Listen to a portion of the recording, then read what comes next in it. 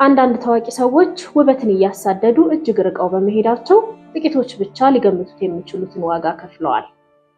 እነዚህ ታዋቂ ሰዎች ወደ ዕውቅና መድረክ የመጡበትን መንገድና ያኔ የነበራቸውን መልክ ለሚያስታውሱት አድናቂዎቻቸው ለውጦቻቸው እጅግ አስደንጋጭና አሳሳቢ ከመሆናቸውም በላይ ዝነኝነትም እንኳን ቢሆን በሕዝብ እይታ ውስጥ ካለው የእርጅና ጫና ሊደብቀን እንደማይችል ሕያው ምስክሮች ናቸው። በዛሬው ዝግጅታችን በፕላስቲክ ሰርጀሪ ምክንያት ሕይወታቸው የተመሰቃቀለባቸው፣ ጤናቸውን ያጡና መልካቸው የጠፋባቸው ታዋቂ ሰዎችን እናስቃኛቸዋለን።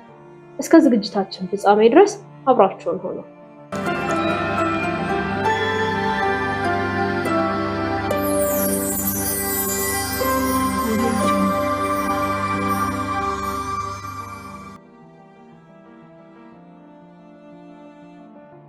በአንድ ወቅት ቀያይ ምንጣፎችን፣ የመጽሔት ሽፋኖችን እና የቴሌቪዥን ስክሪኖችን በማይረሱት ውብ ፊቶቻቸው አድምቀዋቸው ነበር። ዛሬ ግን አብዛኛዎቹ ታዋቂ ሰዎች በዘላለማዊ ወጣትነትና በፍጹምነት በተለከፈው ዓለም ውስጥ ሊታወሱ የማይችሉ ሆነዋል።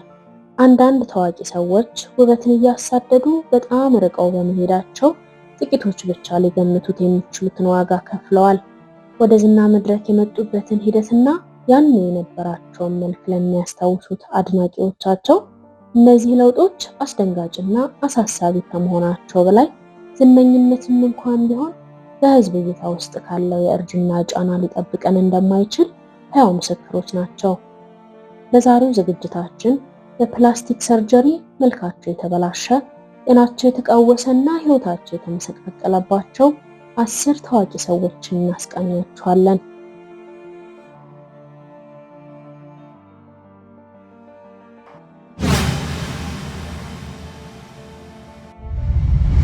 ጁሊያ ታራራሶቪች በአንድ ወቅት የሩሲያ የውበት ንግስት ተደርጋ ትቆጠር ነበረ። የፕላስቲክ ቀዶ ጥገና ሂደቱ ብዙ ነገሯን ካበላሸው በኋላ ግን ሕይወቷ ምስቅልቅል ወጣ። የወጣትነት ውበቷን ጠብቃ ለማቆየት ስትል ሩሲያ ውስጥ በሚገኝ የግል ክሊኒክ የፊት ቆዳ መወጠር ወይም ፌስ ሊፍት፣ አይላይድ ሰርጀሪ እና መጠነኛ የከንፈር ማተለቂያ ወይም ሊፖሴክሽን ተደረገላት። ነገር ግን ቀዶ ጥገናው ውበቷን ከማጉላት ይልቅ ፊቷ ላይ እብጠት፣ ጠባሳና ልብ የሚሰብር ጉዳት ጥሎባት አለፈ። በ43 ዓመቷ ጁሊያ ማንም ታካሚ በማይጠብቀው ውጤት ምክንያት በመልኳ ብቻ ሳይሆን በመሰረታዊ የዕለት ተዕለት እንቅስቃሴዋ ሳይቀር ምቾት አልባ ሴት ሆነች። ቀዶ ጥገናዎቹ ውበቷን ከመጠበቅ ይልቅ አካላዊ አለመረጋጋትንና የውስጥ ሰላሟን ነጠቋት። በቀዶ ጥገናው የተሳተፉትን 2 ዶክተሮች ዶክተር አንድሬኮቭ እና ዶክተር ኦማርኬ ተጠያቂ ለማድረግ በሁለቱም ላይ በከባድ የሕክምና ቸልተኝነት ክስ አቀረበች። እነሱ ግን ሁኔታው የተከሰተው ቆዳን የሚያጠነክር ስክሌሮደርማ የተባለ በሽታ ስላለባት እንጂ በእነሱ ስህተት እንዳልሆነ አጥብቀው በመናገር ራሳቸውን ነፃ ለማድረግ ተከራከሩ። ጁሊያ በበኩሏ ከቀዶ ጥገናው በፊት እንዲህ አይነት ችግር አጋጥሟት እንደማያውቅ ገለጸች። ጉዳቱን ለመቀልበስ በርካታ ገንዘብ ብታወጣም ፊቷ ወደ ቀድሞ ሁኔታው ሊመለስ አልቻለም። ታሪኳ ውበትን ስናሳድድ ነገሮች ወደ አሳዛኝ ሁኔታ ሊሸጋገሩ እንደሚችሉ የሚያስታውስ ነው። የፕላስቲክ ቀዶ ጥገናዎችን ለማድረግ ከማሰብ በፊት በትክክል እነዚያን ምላጭና መርፌዎች የያዛቸው ማን ነው ብሎ መጠየቁ ጥሩ ነው። ምክንያቱም ውበት ሲያረጅ፣ ጸጸት ግን እድሜ ልክ ሊቆይ ይችላል።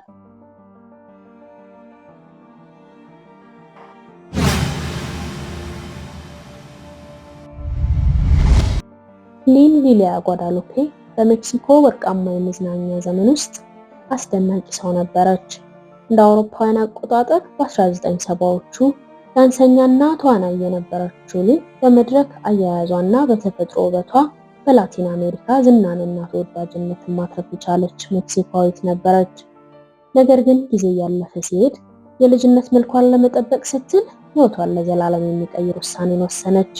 የትኩረት ማዕከል ሆኖ ለመቆየት ባላት ከፍተኛ ፍላጎትና በእርጅና ፍራቻ በመመራት እንዲሁም ለረጅም ጊዜ ምቾት የነሳትን የፊቷን ቅርጽ ለማስተካከል በማሰብ ወደ ፕላስቲክ ቀዶ ጥገና ፊቷን አዞረች። እንዳለመታደል ሆኖ ፍጹምነትን ስታሳድድ የከባድ ማጭበርበር ሰለባ ሆነች። ትክክለኛ የሕክምና ትምህርት እንደሌላት የሚነገርላት ሐኪም የሰው ልጅ ህብረ ህዋሳትን የሚጎዳ ንጥረ ነገርን በውስጡ የያዘውንና በሕክምና የማይመከረውን ቤቢ ኦይል በጉንጯ ላይ ወጋቻት። ውጤቱም እጅግ አስከፊ ሆነና የተለያዩ ኢንፌክሽኖችን፣ የአካል ጉዳትና የስሜት ህመም አስከተለባት። የሊን በአንድ ወቅት ይወደስ የነበረው መልኳ አንድ በአንድ ተዛባ። ጉዳቱን ለማረም ያደረገችው ተደጋጋሚ ሙከራ ነገሩን ይበልጥ አባባሰው። ባለፉት ዓመታት የእሷን ለውጥ የተመለከቱ አስደንጋጭ ምስሎች በየሚዲያው ተሰራጩ። በአንድ ወቅት ይደነቅ የነበረው ተወዳጅ ፊቷ አሁን የተሳሳተ እምነትና ያልተስተካከሉ ሂደቶች አሳዛኝ ውጤት ማሳያ ሆኗል። አሁን ሊን በሰባዎቹ ዕድሜዋ ላይ ሆና ስለደረሰባት መከራ በአደባባይ ትናገራለች። መድረኳን በጀግንነት ሌሎችን ለማስጠንቀቅ ትጠቀምበታለች። ታሪኳ የጠፋ ውበት ማሳያ ብቻ ሳይሆን ክብር፣ ተጋላጭነትና ወጣትነትን በማሳደድ ላይ ስላለው ከፍተኛ ዋጋ የሚናገር ምስክር ነው።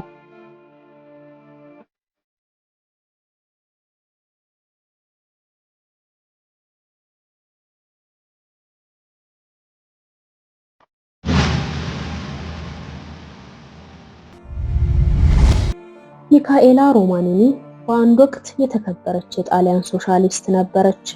ሚካኤላ የህዝቡን ትኩረት የሳበችው በአስደናቂው ቅንጡ የኑሮ ዘይቤዋ ብቻ ሳይሆን እጅግ ብዙዎችን ባነጋገረው አስደንጋጭ ለውጧ ጭምር ነበር። ሚካኤላ ለዘላለም ወጣት ሆኖ ለመቆየት ባላት ከፍተኛ ፍላጎት እየተመራች ልክ እንደ ሌሎቹ ታዋቂ ሰዎች ፊቷን ወደ ኮስሞቲክ ሰርጀሪ ያዞረች። የመረጠችው ኮላጅን መርፌን በተለይም ከንፈሯን መወጋት ነበር። መጀመሪያ ላይ ጥቃቅን ማስተካከያዎች ነበሩ። ነገር ግን ከጊዜ በኋላ እንደ ቀልድ የተጀመረው ማስተካከያ ወደ ሱስ ተቀየረ። አንዱ በሌላው እየተተካ ሌላ መልክ ያዘ።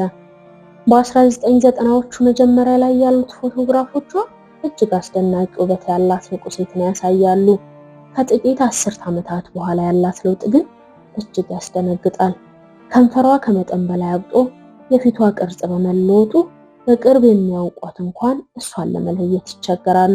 የፕላስቲክ ሰርጀሪ ከጊዜያዊ ማስተካከያና ከተሳካ የመልክ ማስተካከያ ቀዶ ጥገና ባሻገር በአካልና በስነ ልቦና ላይ ዘላቂ ጫና ማስከተሉ አይቀሬ ነው።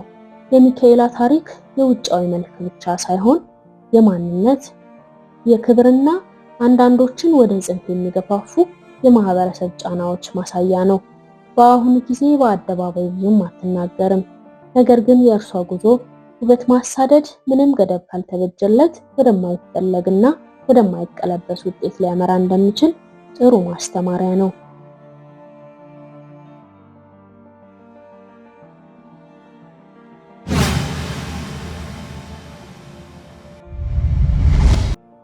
ካሮል ብሪያን በ47 ዓመቷ መልኳን ለማደስና እርጅናዋን ለማዘግየት በመፈለግ በአንድ ወቅት ብዙዎች መጠነኛ የሆነ የተለመደ ሂደት ነው ብለው የሚያምኑትን ነገር አደረገች። ነገር ግን ያቀላል ውሳኔ ህይወቷን ባላሰበችው መንገድ ቀየረው። ካሮል እንደ አውሮፓውያን አቆጣጠር በ2009 ዓ.ም የውበት ማሻሻያ በመደበኛነት መደረግ አለበት ብላ ባመነችበት ወቅት ሲሊኮንን ጨምሮ ለፊት ጥቅም ላይ እንዲውሉ ያልተፈቀዱ አደገኛ ንጥረ ነገሮች ድብልቅ የሆነ መድኃኒት ፊቷንና ግንባሯን ተወጋች። መጀመሪያ ላይ ምንም አይነት አስደንጋጭ ምልክቶችን አላስተዋለችም ነበር። ከሳምንታት በኋላ ግን ፊቷ ማበጥ፣ መዛባትና መጠንከር ጀመረ። የወጣትነት መልክን ከመላበስ ይልቅ የቅርብ ጓደኞቿ እንኳን ለመለየት እስኪቸግራቸው ድረስ መልኳ ጠፋ። በዘርፉ አንቱ ከተባሉ ዶክተሮች እርዳታ በመጠየቅ ጉዳቱን ለመቀልበስ ብትሞክርም ነገር ግን ሁኔታዋ ከነበረውም እየባሰ ሄዶ የከፋ ደረጃ ላይ ደረሰ። አካላዊ ህመሙ ከስነ ልቦና ስብራት ጋር ሆኖ ስላደቀቃት ሴት ልጇ ብቻ እንድታያት በመፍቀድ ራሷን ከዓለም አገለለች። በራስ መተማመኗ የተንኮታኮተባት ካሮል የራሷን ህይወት ለማጥፋት ከመሞከር ደርሳ ነበረ።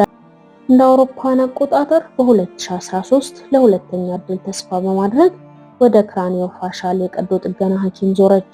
ነገር ግን ቀዶ ጥገናው በከፊል የተሳካ ቢሆንም በጣም ውድ የሆነ ዋጋን አስከፈላት።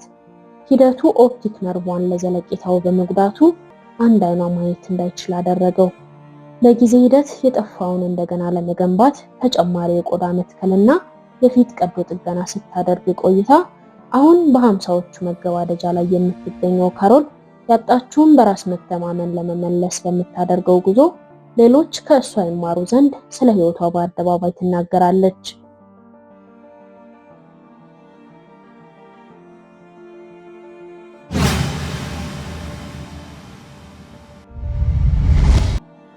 የ33 ዓመቷ ወጣት አውስትራሊያዊት ታራ ጄን በሙያዊ ስኬት ወይም ሌላ አስደናቂ እንቅስቃሴ ሳይሆን በውበት ስም ባደረገችው ለማመን የሚቸግር ለውጥ ሳቢያ በብዙዎች መነጋገሪያ ርዕስ ሆናለች።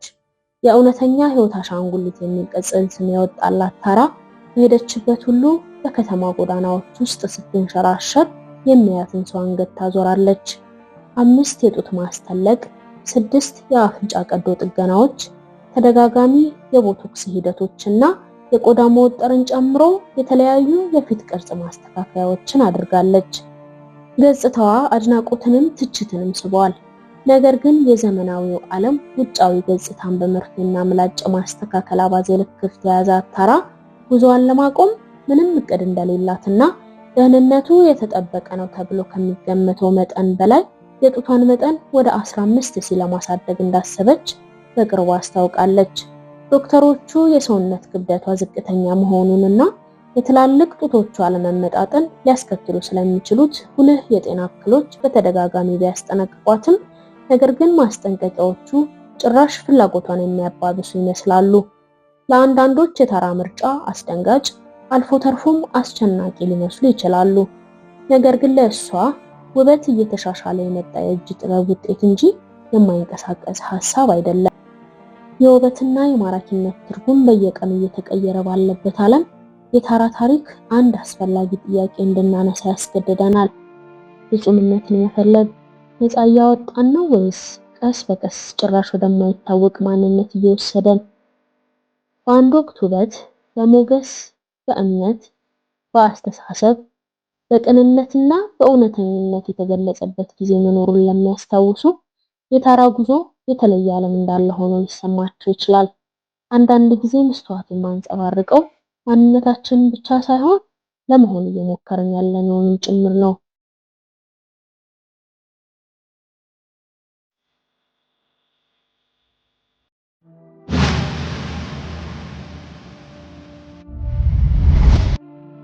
የ1980ዎቹ ዴድ ኦር አላይቭ የሙዚቃ ቡድን መሪ ዘፋኙ ፒት በርንስ በሚገርም ድምፁና ዝነኛ ዜማው ስፒን ሚ አራውንድ ከሚታወቀው በላይ በብዙ መንገድ የመላ ሕይወቱን ግማሽ ቃላት በሚገልጸው አስደናቂውና እልህ አስጨራሽ የፕላስቲክ ቀዶ ጥገና ጉዞ የሕዝብ ትኩረት ማዕከል መሆን ችሎ ነበር።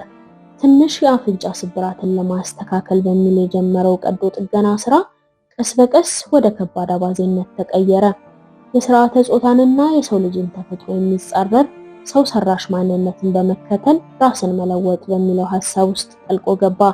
ዓመታት እያለፉ ሲሄዱ ከከንፈር ሙሌት እስከ ሙሉ የፊት ግንባታ ድረስ ወደ 300 የሚጠጉ የቀዶ ጥገና ሂደቶችን አደረገ። ከነዚህ ቀዶ ጥገናዎች አብዛኛዎቹ ከባድ ችግሮች፣ ኢንፌክሽኖች፣ የተበላሹ ውጤቶችና የሰውነት ህመምን አስከትለውበታል። በአንድ ወቅት በቃለ መጠይቁ ራሴን እንደ ራሴ ፍጥረት አድርጌ ነው የማየው ሲል ተናግሯል። በእርግጥም መልኩ በመርፌ ምላጭና የንጥረ ነገር ሙሌቶች የሚቀያየር የገደብ የለሽ ሙከራ ውጤት ነው። ነገር ግን ከመድረክ ትወና፣ ሜካፕና በቀዶ ጥገና ከተቀየረ ፊቱ ጀርባ ራሱን ለመግለጽ የሚታገል ሰው ነበረ። ማንም ዶክተር ዋስትና ሊሰጠው በማይችለውና የትኛውም መስታወት ሙሉ ለሙሉ ሊያረካው የማይችል ፍጹም የሆነ ውበትን በማሳደድ ብዙ ገንዘብ አውጥቷል። የሕክምና ባለሙያዎቹ ተጨማሪ የቀዶ ጥገና ሂደቶች ለህይወቱ አስጊ ሊሆኑ እንደሚችሉ ካስጠነቀቁት በኋላም እንኳን ቢሆን በርን በድርጊቱ ገፍቶበታል። ያነሳሳው የሚሰማው ከንቱነት ብቻ አልነበረም። ማንነቱ፣ እንቢተኛነቱና ለመስማማት ፈቃደኛ ለመሆኑ ጭምር ነበር።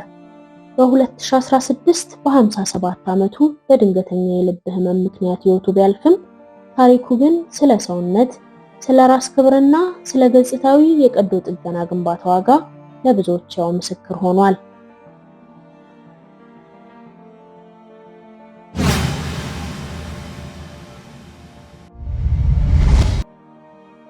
ሚቺጋን ውስጥ የተወለደውና ራሱን ስቶኪንግ ካት ብሎ የሚጠራው ዴኒስ አቭነር ያዩትን ሁሉ የሚያወዛግብ ህይወትን መርቷል። የባህር ኃይል ሰራተኛና የተዋጣለት የኮምፒውተር ፕሮግራም አዘጋጅ ብቻ አልነበረም። በጣም ጫፍ በረገጠ የአካላዊ ቅርጽ ለውጥ ማንነቱን ለመግለጽ በድፍረት የተጋ ሰው ነበር። በ23 ዓመቱ አበኔር ከሂሮንና ከላኮታ ቅርስ ጋር የሚያያዝ አንድ ሰውን አማከረ። እሱም የመንፈሳዊ ማንነቱ ከሆነው ከነብር ጋር ራሱን እንዲያስማማ አበረታታው። ያ ቅጽበት ሰውነቱን ብቻ ሳይሆን በዓለም ላይ ያለውን ቦታ የቀረጸበትን ጥልቅ ለውጥ የጀመረበት ወቅት ነበር። ዴኒስ ይህንን ራዕይ በልቡ ይዞ መጀመሪያ ስሙን ከዚያም መልኩን ቀይሯል። ሙሉ ፊቱን በመነቀስ ጀምሮ በፍጥነት ወደ ለየለት የሰውነት ቀዶ ጥገና ተሸጋገረ። እንደ ስቲቭ ሃዋርት እና ሻነን ላይት ካሉ ታዋቂ ሰዎች ጋር በቅርበት በመስራት ከ14 ያላነሱ የቀዶ ጥገና ሂደቶችን አድርጓል። ቀዶ ጥገናዎቹ ፊቱን የእንስሳት አይን ቅርጽ እንዲኖረው ከሲሊከን የሚሰራ ጉጠትን ማስተካከል፣ የላይኛው ከንፈሩን መሰንጠቅ፣ ጆሮ ቅርጽን መቀየርና ማስተካከል፣ አፍንጫን ጠፍጣፋ ማድረግና ጅራት መትከል ያሉ ንቅለ ተከላዎችን ያጠቃልላል። እንደ አውሮፓውያን አቆጣጠር በ2008 ዓ.ም እንስሳትን ለመምሰል ቋሚ አካላዊ ለውጦችን በማድረግ የጊኔስ ወርልድ ሪከርድን አግኝቷል።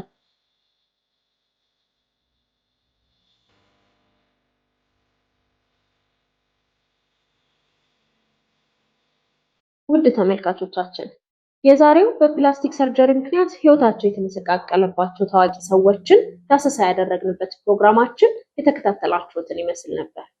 እንደተለመደው ፕሮግራሞቻችንን ከወደዳችኋቸው ላይክ እና ሼር ማድረግ አትርሱ። በቀጣይ በሌላ የታሪክ እውነታ እስከምንገናኝ ድረስ መልካም ጊዜ